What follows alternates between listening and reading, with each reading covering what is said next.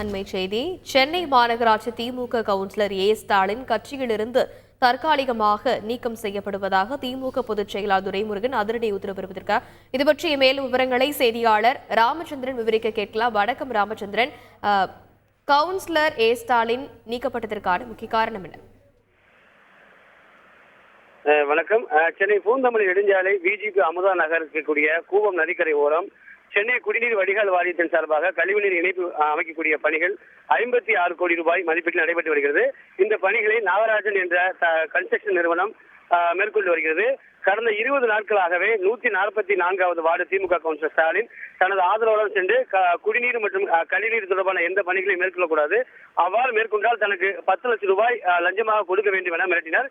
இது தொடர்பாக பொறியாளர் மற்றும் அந்த தனியார் நிறுவனம் இரண்டும் சேர்ந்து விருகம்பாக்கம் காவல் நிலையத்தில் புகார் மனு கொடுக்கப்பட்டு வழக்கு பதிவு செய்யப்பட்டு விசாரணை நடைபெற்று வருகிறது.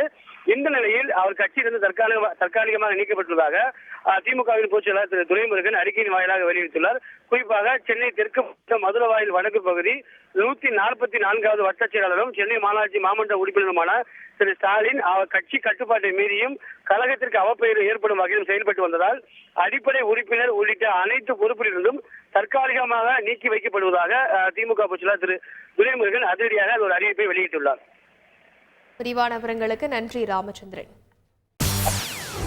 செய்திகளை உடனுக்குடன் தெரிந்து கொள்ள உடனே சப்ஸ்கிரைப் பண்ணுங்க.